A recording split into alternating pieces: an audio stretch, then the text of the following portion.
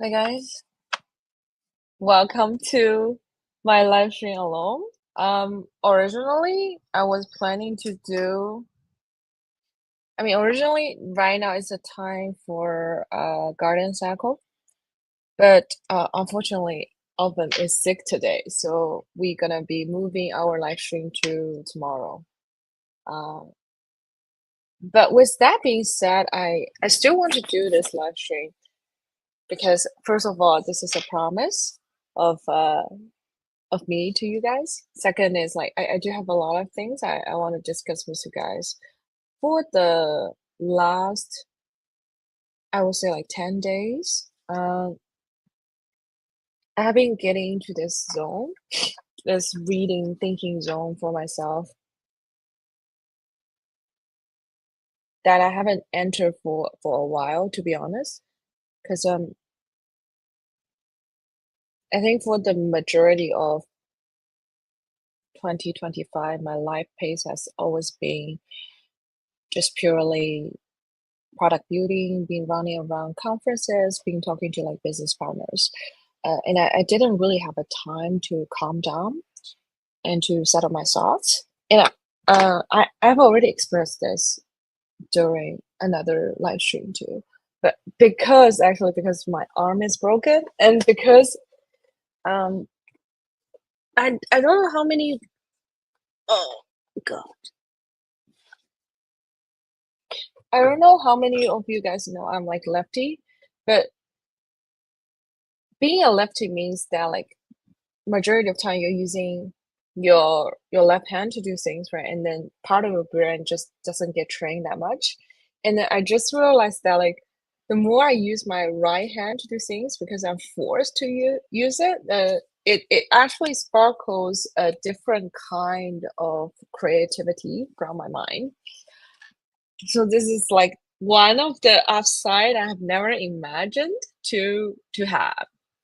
Um, then, because of this, I stay more at home and I start to uh, go through all the books that I've like accumulated but I haven't finished yet, and also like bought a lot of new books to read. Mm. And this is indeed a really good time of the year to summarize all the findings.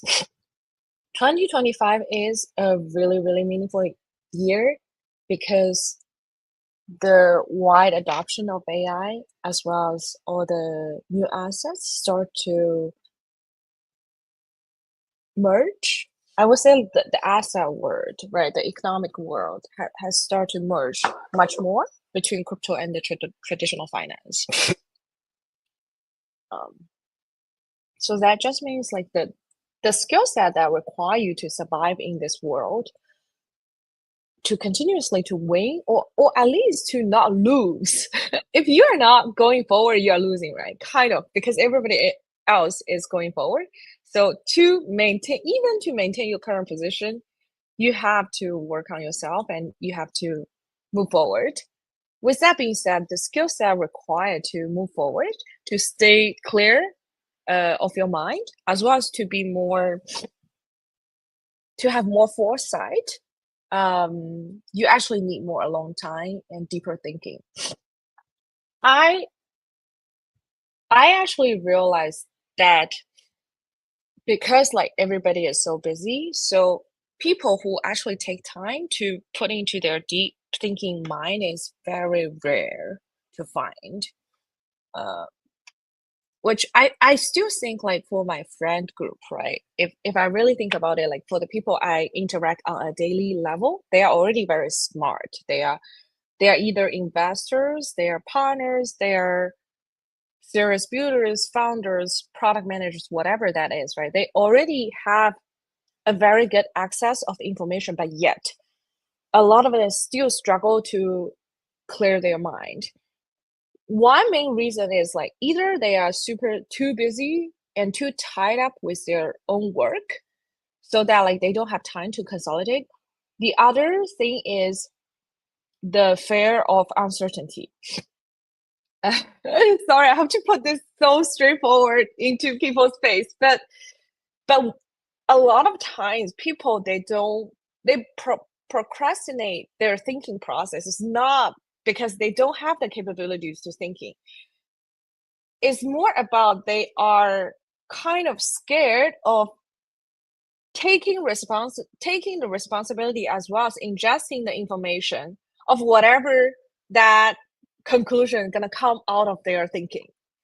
It's essentially a fear of uncertainty, and this fear of uncertainty gonna determine and change people's behavior so much, not only in the thinking process but also in their behavior.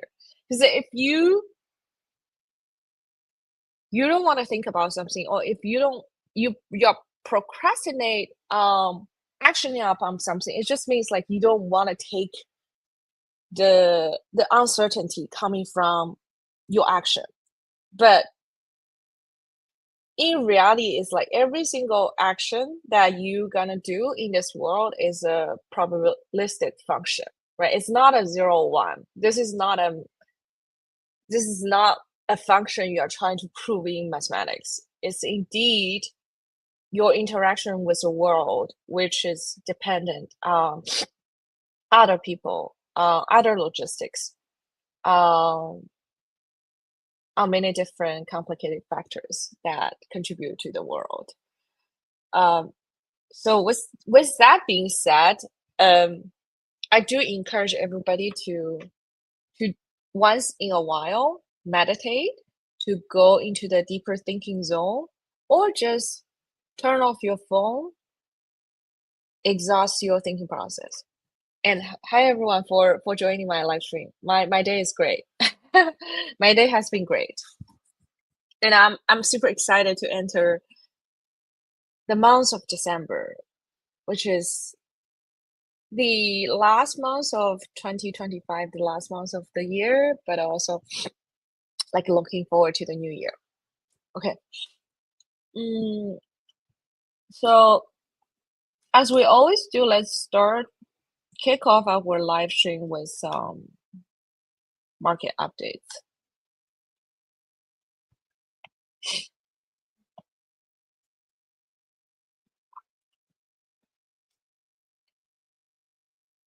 So I think for this week there are many things happens, right? Let's start with the options. We can see that people are not afraid of the short-term crash, right? So people are massively selling the put that expire on December 5th and December 12th for 75,000. They are not afraid of the short term, and then people are generally more optimistic on the recent market, and then they don't want to miss the long tail of the massive upside of like Bitcoin going back to 100K 6,000. And then yeah, so the overnight selling of the puts are crazy. So this is good news, but I think still we should expect some like near term volatility for Bitcoin.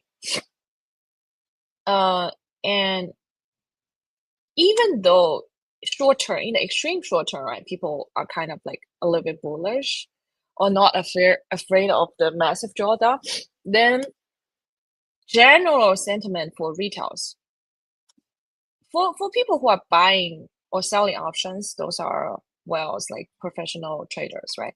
But for the general sentiment for the market, you see like people still in the deep fair zone, which is 16. But again, as I stated again and again in my live streams, I think usually those time are a good time to start your DCA process into the assets that you like. Bitcoin could be a good choice. And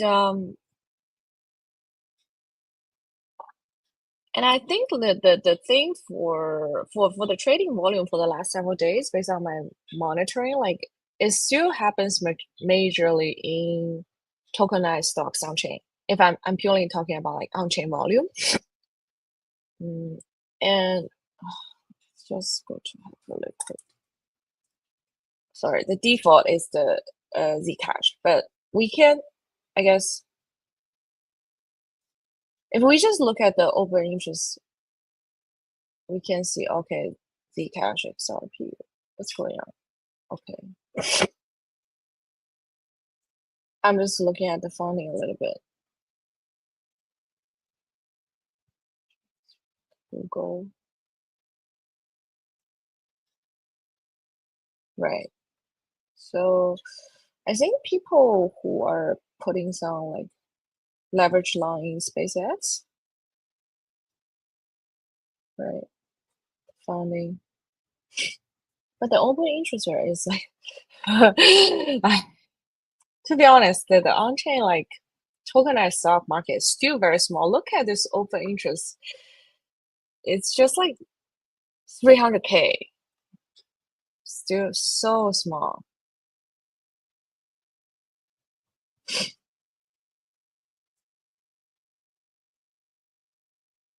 Versus Bitcoin is like 2.3 billion.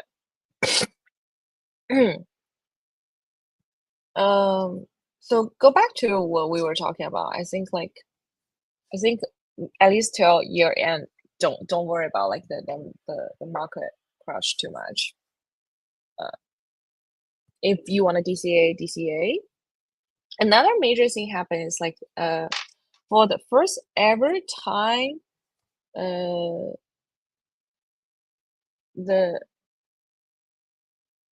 Japan, BOJ, right, Bank of Japan, they increased the interest rate, which this will have such a tightening results on the liquidity available in the global market, because for a really long time, for the last like 20 years, let me see if I can find a news so that I can present to you guys. But for people who have been monitoring the market, you know exactly what I'm talking about, right? For the last like 20 or 30 years, the Bank of Japan, they have been like having either negative or near zero interest rate. So that means like for all the global market participants, they have been putting collateral in Japan, and then also borrow against the Japanese market so that they can invest in overseas market, right? In either US equity, US bonds, or other international businesses equities. But because the first time they raised the interest rate, so naturally people who are doing a lot of like funding rate arbitrage, or people who feels because of the increase of the capital cost, right? Naturally, some of the market participants gonna withdraw their liquidity from the international market and then redirect back to the Japanese market, either repay or start to turn into like eternal opportunities. So this has some liquidity traction impact globally, and then we should continue to monitor the near term results of this. Think the market panic a little bit, especially the crypto market, right? Because if the overall like financial market liquidity gonna have a traction globally, then the smaller market is gonna get a more volatile hit. That would means like crypto market or small cap equity market. But I think in the long run, it should be fine. I don't see this has like much significant impact on the crypto market in the near term. Like those are all temporary, like emotional trade come up, or rebalancing of people who have been like using those mechanisms for the funding rate arbitrage liquidity. It's more like deleveraging in those markets.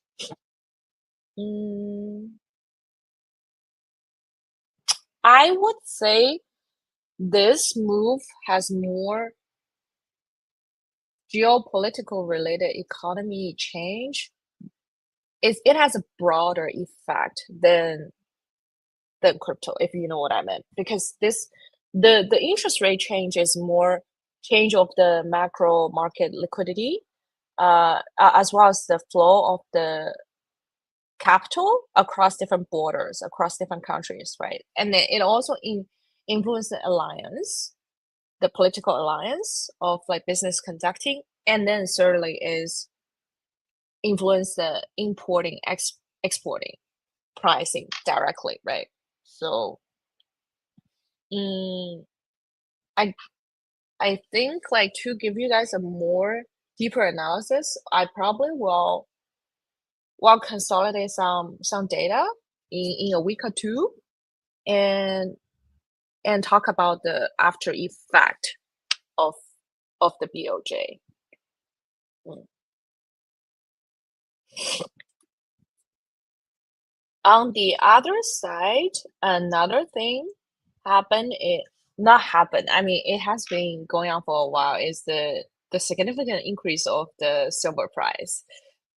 And I see so many people talk about on my timeline, starting from like yesterday or 2 days ago. Mainly, it's like talking about the increasing pricing of silver, but this has been ongoing for a while, right? Starting almost like the beginning of this year. It's just like this year, you see a 100% increase in the silver price. Okay, let me pull out the chart so you know what I'm talking about. Um,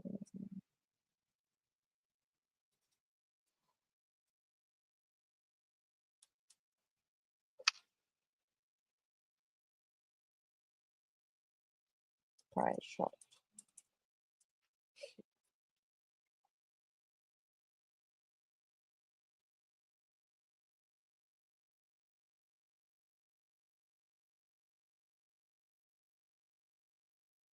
Mm, year to date, can you guys see?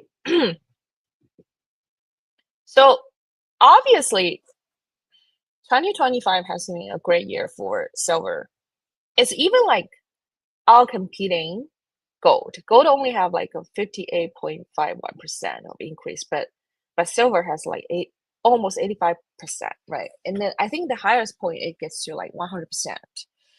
Um, and this is totally normal. The reason why is not, first of all, like for gold, the usage of the gold in industrial usage is like it's just like almost zero, right?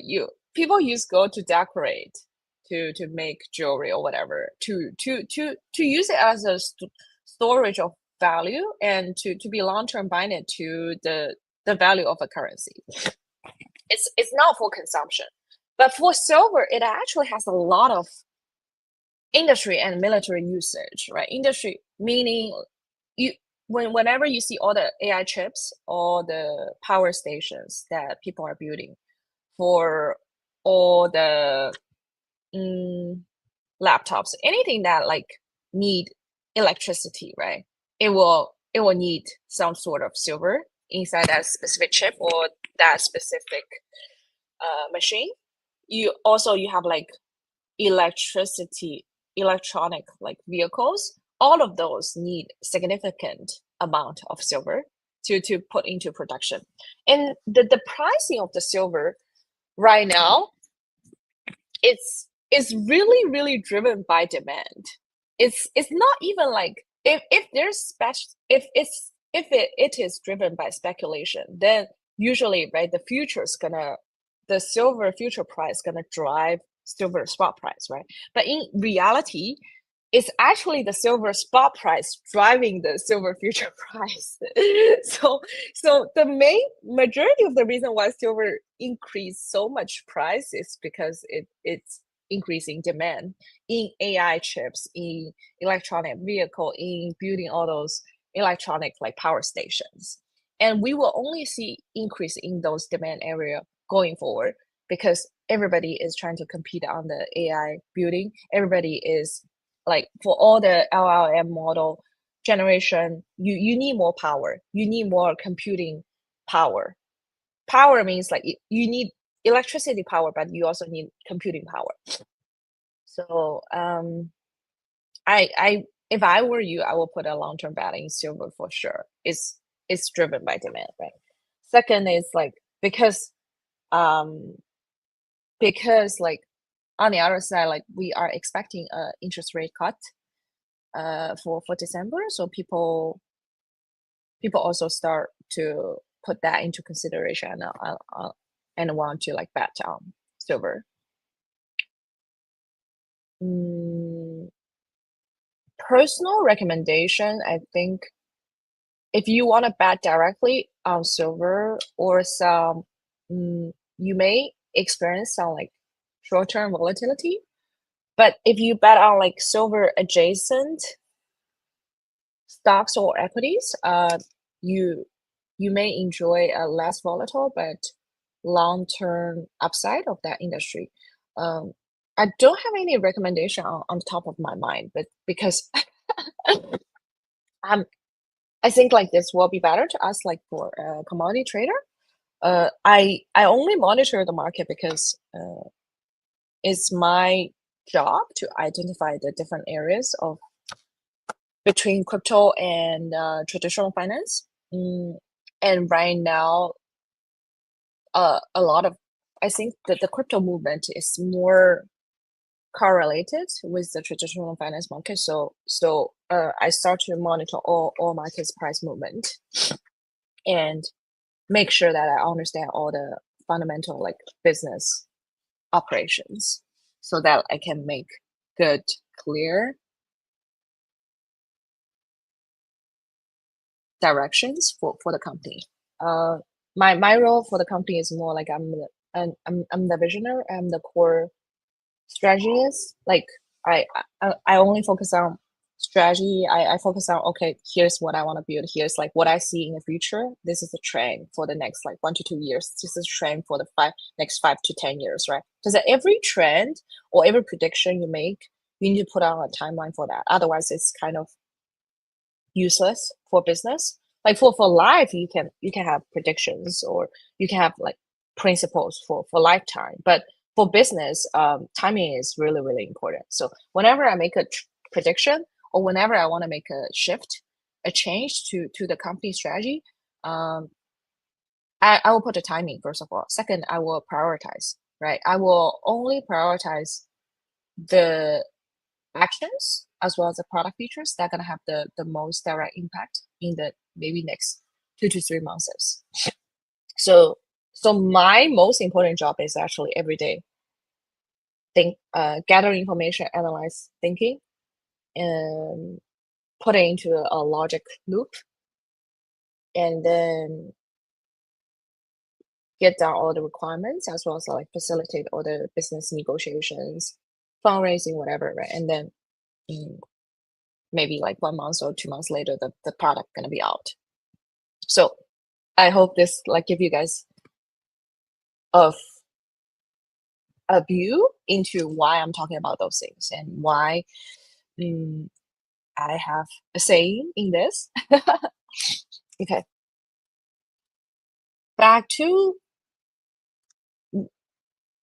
think that's enough analysis for silver. Mm. And on the other side, what else? For AI, mm, I think a lot of you guys know I have a very deep background in data science, master degree in data science from NYU. Then I worked on Wall Street for 8+ years across different financial institutions to use AI and data science to improve business operations, to improve like business decisions. And then I'm still on the alumni board for NYU Data Science, so I get to not only recruit but also to direct or influence the data science area a bit. With that being said, I'm constantly monitoring the AI or data science impact, no matter from a research perspective, but also from a more practical use case perspective. And it's I I am so happy to see like there are so many creative tooling on my timeline being created. I see people created tools for monitoring like poly market, monitoring the pricing spreads across different poly markets. I see people created tooling for like using the pricing feed to add one more layer of like trading bots to trade the spreads across different prediction market, right? I also see, not see, we are internally also building the AI trading bot, which the system is almost down. I'm just asking the team to add in more detailed tracking of the performance, because you not only want to see the maximum drawdown for each of the transaction, but also you want to see the daily P&L, the Sharpe ratio. You also want to see like what is the actual win rate for the different transactions, right? And then we need to determine I'll do it. Generally, I think like for high frequency trading, I wouldn't want to tap into that industry because, or I wouldn't want to tap into that competition because I think it still matters a lot for your physical infrastructure, for your latency, right? For the trading operating system that you're operating on, and I think like CME or Jump or HFT, all those large companies, they have a lot of edge in this.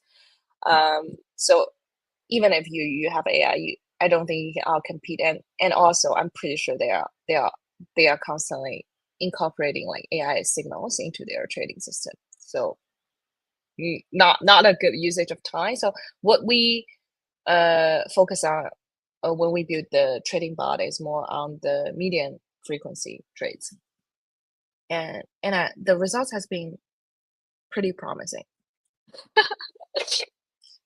That's why I said I want to track more of the win rate for different kind of trades on different assets, as well as like we want to back test it for at least one more month to see how it goes, right? And then sizing of the transaction, I mean, mathematically speaking, it shouldn't matter that much because for all the assets that we are trading right now, it has super deep liquidity.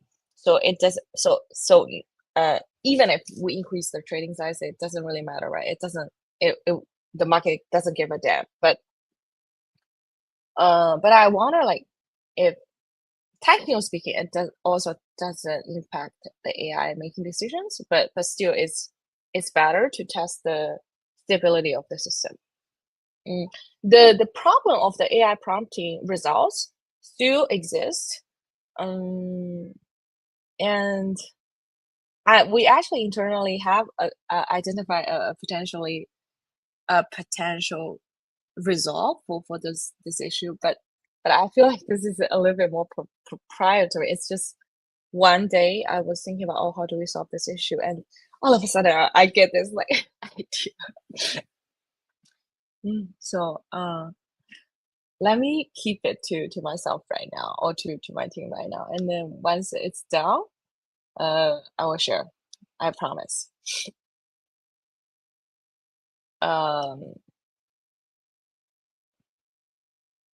Yeah. 1 month later, we should see a very comprehensive system.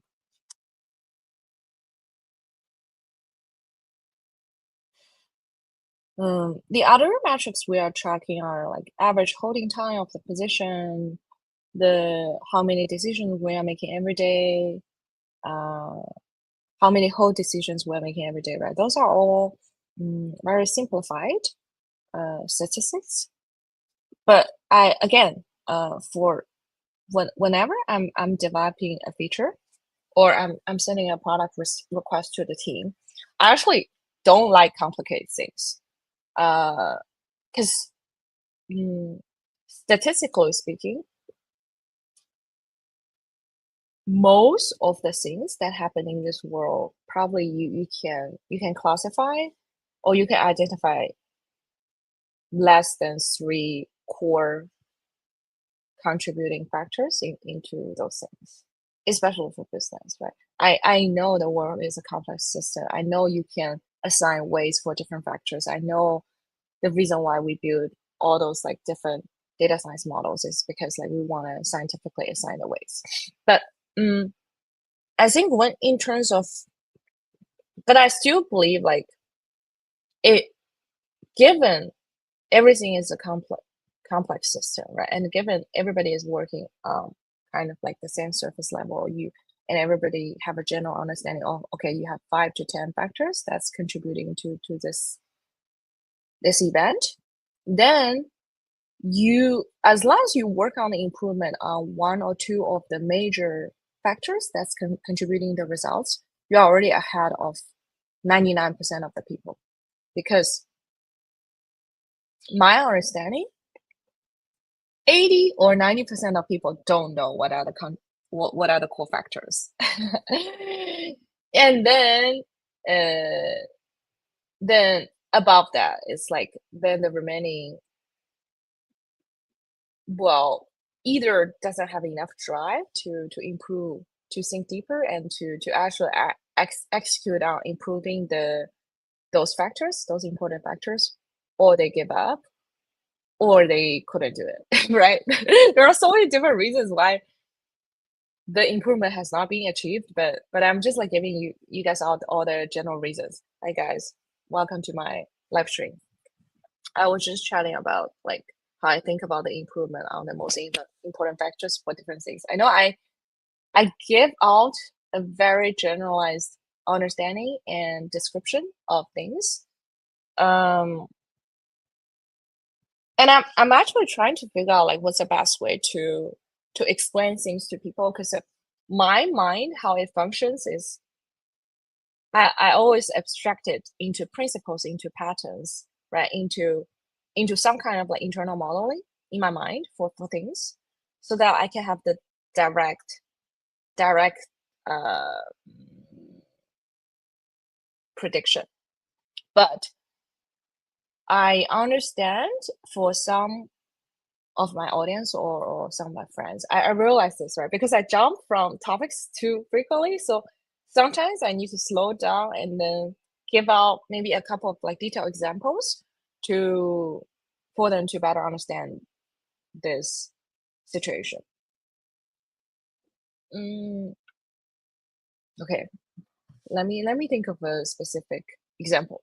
Let's say cooking, right? If you want to cook pancake, what are the most important factors for a pancake? It's how you mix the pancake, right? What do you call it in English? But you know what I'm talking about. How you mix the powder with the water, right? What's the ratio, right? Second is like how long. What's it? Second maybe is like how you cook it, right? The temperature, like how many times you flip it. And third probably is the syrup, you how much syrup you add on to that, right? So I can think of more, right? You can also add other factors, but the majority, and then you can also have, okay, the pan that you're using, the material, it also matters, right? But what I think here is most important thing probably is the mixture, the water and the powder ratio, and second is like how you cook it, right? The temperature and how long you keep into that. So so I think like if you spend your majority of time, 99% of time optimizing the balance of those 2 or 3 important factors, you will already beat the flavor for 99% of people. And then to be the top 0.1% or 0.01%, you you just need to find your differentiator. Maybe you use like even of a special like syrup, or you add special ingredients to make it more chewy. I don't know. What are you talking about? I'm talking about how I think about like improving things. Um, and this is really resolved from an article I read like several days ago, which is mainly talking about like with an with AI mm, prevalence in the society, right? Pretty much you can use AI to generate mediocre knowledge, above average knowledge very, very easily. Just like take one prompt, some proofread, some checking, right? Some common sense checking. So naturally on all of the social media, on all of the timeline, no matter YouTube, TikTok, Twitter, Reddit, it will be filled with AI generated content as well as mediocre content. Every single thing will trend towards like the average line, which is the results of AI or AI field content. And that just means like for you to stand out from all those content, um, it's really like a good time for you to spend all of your time to improving the core factors that's contributing to each of the subject matters, right? Like mediocre will never get you anywhere. You have the Babel results. You either be uh you either be extremely non-organized, so you cater to a certain target user, or you be extremely like well functioned from different dimensions. Opportunity is still there, but this is general guideline. Um,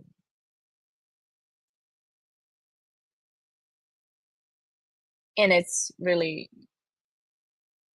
I think it's a good time for you to really think about like what you're interested in doing and spend all of your time there. Uh,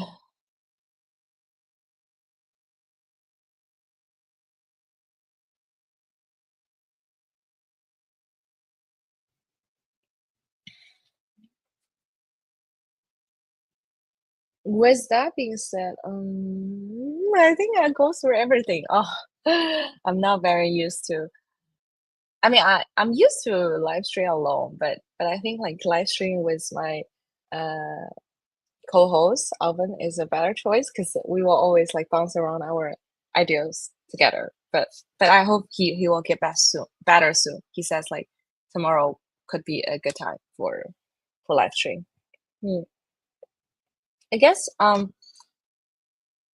like if you guys want to hear any specific topics, let me know. Can also comment on my Twitter below, reply, retweet, like, right?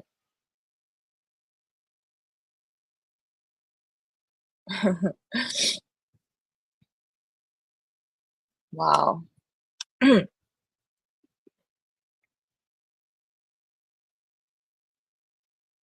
Oh, one thing I haven't talked about is I think pretty much Google One AI will not. Oh, okay, I shouldn't say that because I know there's a lot of like Sam Altman followers. Um, but look at their like recent actions, right? Their Gemini 3, TPU, everything.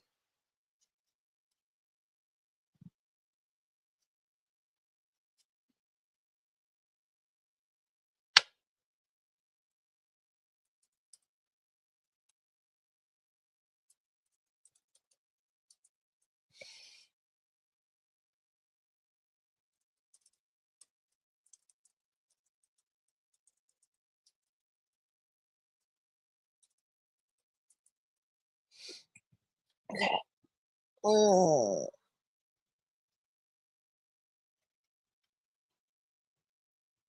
Where am I? Sorry, I just got distracted by one of the message.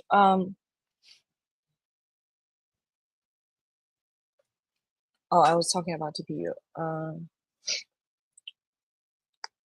TPU is basically another kind of like chip or cloud computing architecture that like Google created specifically for heavy AI computing, and they claim that it will be much faster when you process like larger set of data sets, diversified set of data sets, and then you can use like PyTorch with it. You can also use I forgot they also have their proprietary like programming framework. Right. I don't want to say it on the spot to mislead you guys, but check it out. And then I think like they are basically trying to compete with NVIDIA on the Meta contract, right? And this kind of like competition will continue to go forward.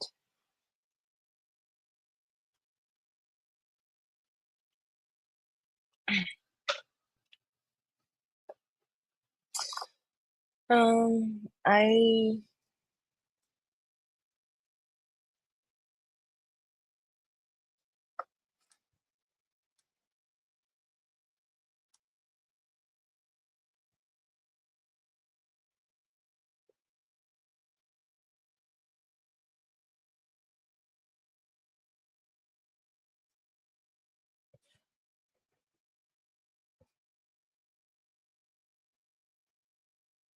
Oh, another news is like Vanguard start to like list Bitcoin, like Ethereum, basically crypto related ETFs into their platform. This is a big news.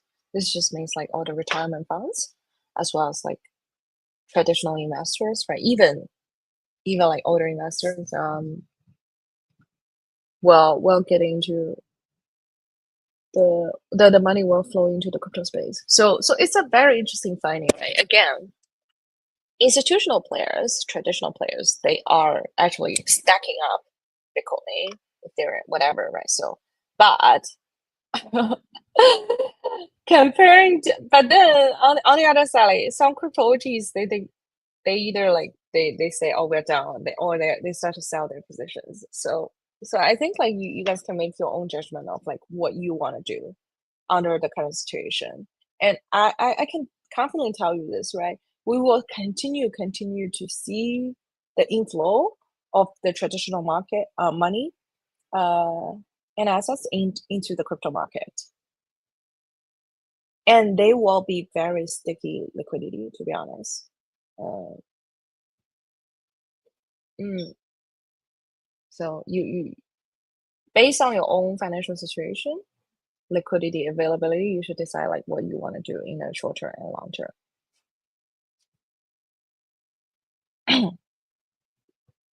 Okay, I think this is all I want to share today. Thank you guys for joining. I will keep this one short because I literally went through everything, right? AI prediction, market, and assets. And tomorrow I will see you guys again for my live stream with Alvin if he feels better. And now I will spend more time on reading, on reflecting. And I already created a list of questions I want to go through together with Alvin for the year end summary. Basically, is to reflect all the decisions and events happen in 2025, no matter from a market perspective, but also from a personal perspective, right? And how we all learn together, and what's our outlook going forward for 2026. And I'm very much looking forward to do this exercise together with you guys. I'm very honored, humbled, I'm very excited for this. Mm, and hopefully you guys gonna have a great Tuesday. And I will see you tomorrow. Ciao. Ciao.